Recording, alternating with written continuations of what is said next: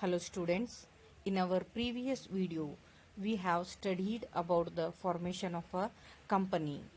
Okay, in that we have studied what is company and what are the types of companies. Also we have studied about the promoter. So as we know that the promoter is a person in whose mind the starting up of the business organization will be generated. He is the person in whose mind the new business idea comes, and he is the person who will take different initiatives to start the companies. So, promoter is having certain functions. In that, first one is identification of business opportunity, feasibility study, name approval, fixing up signatories to the memorandum of association, appointment of professionals, preparation of necessary documents. Okay, now we will study the functions of promoters one by one.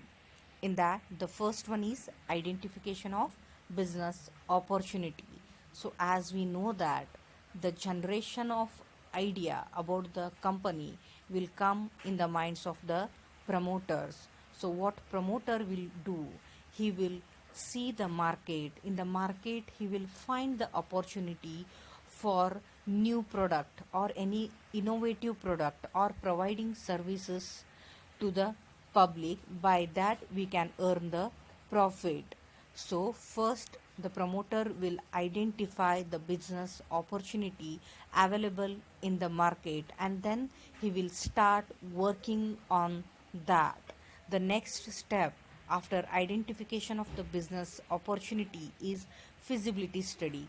Here, the feasibility study means whatever idea is generated in the mind of the promoters, the promoter will start working on that. That means he will convert the idea into real project. For that, he has to mainly check three things: whether his idea is suitable or no.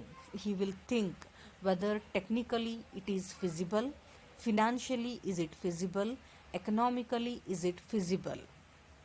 So, what he will do? First, he will check the technical feasibility. Here, the term technical means the person, the promoter whom want to produce a new kind of a product. For that, the good technology machineries may be required. Maybe those kind of machineries are not available in India. For that, he has to import from another country. So, in this situation, if our country and the foreign country we are having the good relationship with each other, then importing work will become very easy. If we are not in a good relationship in that case, so it is a difficult for task for us to import such kind of machineries. In that, the idea what promoter has get to fulfill that one, it will become little bit difficult because technically it is not possible. Next one is financial feasibility. So as we know that joint stock company means it is a big company where the capital requirement for the joint stock company will be in crores. To accumulate such a big amount is not an easy target for the starters who want to start the business. Sometimes they have to issue the equity shares, they have to issue the debentures, again they have to raise fund from the financial institutions. After that only they are going to accumulate the huge amount of a capital. So what promoters will do, he will check whether that much amount is collected or no. He will think how to accumulate the huge amount of a capital for the formation of the business. After this, after technical feasibility, after financial feasibility, the most important thing is economical feasibility. Here the economical feasibility means the project where we have invested more money on the new technology, where we have invested lot of capital, whether we are going to earn sufficient profit or no. That is a economical feasibility. So what will happen? Some projects we need to invest more money in the fixed asset, but the initial period it is very difficult to get the huge amount of a profit because of huge investment. So even promoter has to think whether if I start this kind of a business I may be able to get profit or no. For that, always the promoters what he will do, he will seek the expert advice. He may contact CAs, legal advisor, or the persons who are very good at project formation. From that he will contact and he will check all these feasibilities. After feasibility study, the most important is we have to give name to the company. So next function is name approval. So what will happen? The promoter will select a name for his company and he will submit the application to the registrar of the company. So sometimes what will happen?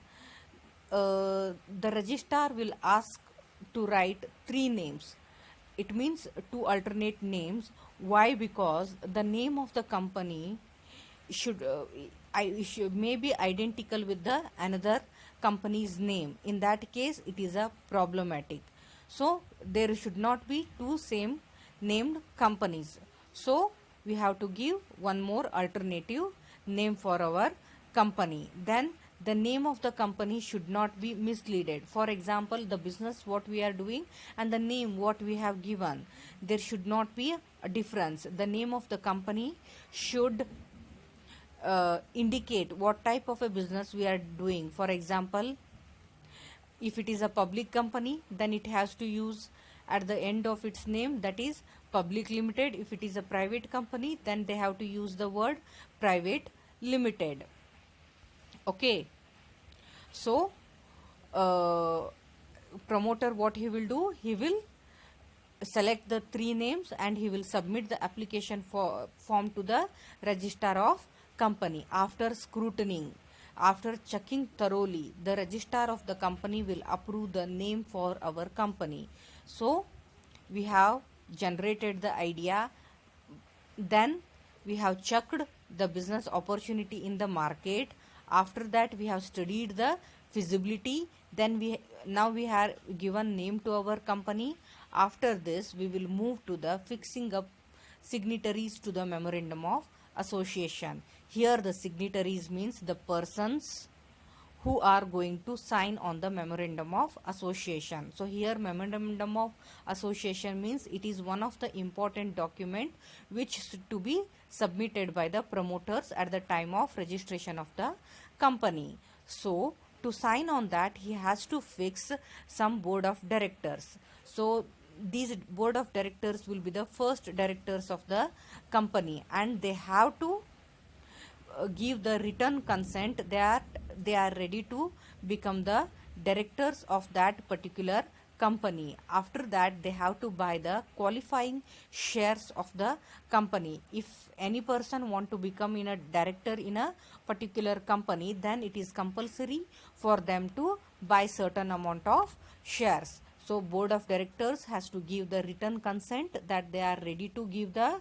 signature on memorandum of association and they will act as the board of directors for that particular company and they will purchase some qualifying shares to become the board of directors. Our next step is the function is appointment of professionals. So after all this we have to appoint the mercantile bankers, auditors, CAs, then legal advisors, etc. Here how we will issue the shares to the public? Through the bank.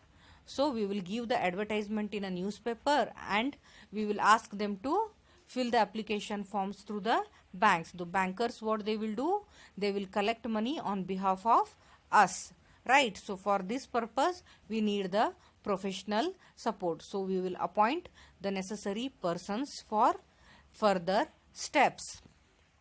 Next one is preparation of necessary documents. So what promoter will do after doing all these activities?